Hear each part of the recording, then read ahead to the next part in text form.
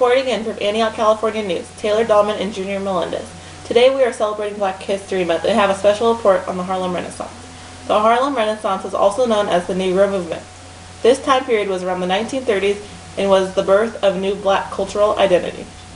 This meant that the African Americans found a new way of expressing themselves and were able to stand out differently than others. They would express themselves in a unique way and speak out about their negative emotions and let out their own opinion. Eventually, African Americans migrated to the North, where the racial differences were less noticeable, and tried to take advantage of the prosperity that the country was going through. The Harlem section of Manhattan became the largest concentration of African Americans in the United States, with 175 African Americans. As mentioned, the Harlem Renaissance was characterized by its poets and its creative writing of self-expression. Now to you, Alan Fernandez. Thank you. Poetry is an artistic way of expressing oneself in such a way to provoke an experience from the reader. Don't try to give poetry a definition. Poetry is pure imagination and emotion, and it will break those chains that attach you to dictionary definitions. It is undeniable that poetry requires thinking to decipher its meaning. It can sometimes be confusing and the meaning can be misinterpreted. However, it is always pleasant to read a piece of this form of art. When you read it carefully, read it aloud, and read it as many times as you can. Remember, the poetry is like the wind, and once you catch it, it's no longer wind. That's all I have to say about poetry. Back to you, Taylor. Thank you, Alon Fernandez. Now we have Kevin Serrano with some more information. Kevin, what background information do you have on James Weldon Johnson? James Weldon Johnson was born on June 17, 1871 in Jacksonville, Florida. His parents were Helen Louise Dillette and James Johnson. James Weldon Johnson was homeschooled and then he went to Atlanta University. He taught children of former slaves and he wanted to pursue a professional career. He wanted to dedicate his resources to African Americans. What other information do you have about his professional career? Well, on his professional career, he wanted to be a lawyer. And in 1893, he became the first African American to be admitted to the Florida bar exam. He had to undergo through a 2-hour admission test to qualify for this exam. In 1904, he obtained an honorary master's degree and he went to Stanton School. This school was exclusively for African Americans. How was he an influential person during this time period? Johnson became an activist with the aid of his influential and self-confidence talks. He founded the Daily American. This began his future activist era. Unfortunately, he had to close it due to economic issues. In 1916, Johnson was commissioned as the national organizer for the Association for the Advancement of Colored People.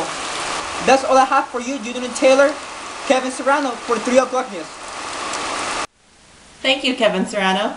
Now we have Jorge Mendez and Anthony Garcia speaking about James Weldon Johnson awards and achievement throughout his life. Well, thank you. A middle school in Florida was named after James Weldon Johnson. The U.S. Postal Service honored Johnson by using a 22-cent stamp on February 2nd, 1988.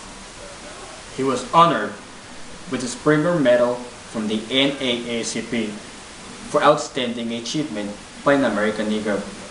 He was granted by the Julius Rosenworth Fund. Johnson was also honored with Harmon Gold Award for Guts Trombones. He received honorary doctorates from the Talladega and Howard University. Thank you very much. That's all we have for awards. Back to the studio. Thank you, guys. Now we have a special clip to show you. Recently, we were driving around trying to find a homeless man to recite a poem by James Weldon Johnson. This is what we found. So what are we looking for today, Taylor? Well, we're looking for a homeless so you can recite a poem for us. Yeah, that sounds like a good idea. Yeah, let me see. No, there's none right there. None? We'll have to keep looking. Yeah, that would be a good idea. Maybe there'll be some up here. No, there's none. Oh. Wait, I think I found one. Go back. I think I found one. Yeah, there's one right there. Hey, you. Come over here. Yeah, you. Come Come over here. Come over here. I gotta ask you something.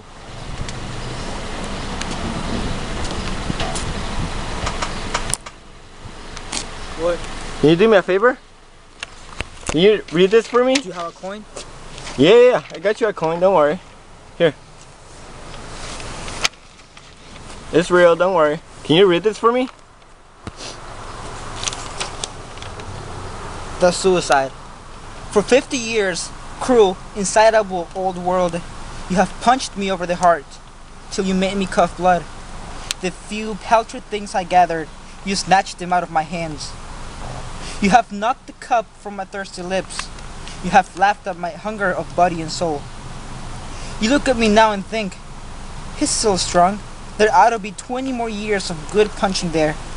At the end of that time, he will be old and broken, not able to strike back, but cringing and crying for leave to live a little longer. Those 20 pitiful extra years would please you more than the 50 past. Would they not, old world? Well, I hold them up before your greedy eyes and snatch them away as I laugh in your face. That's all we have for Antioch's 3 o'clock news. Taylor Dahlman. Junior Melendez signing off. Have a good evening.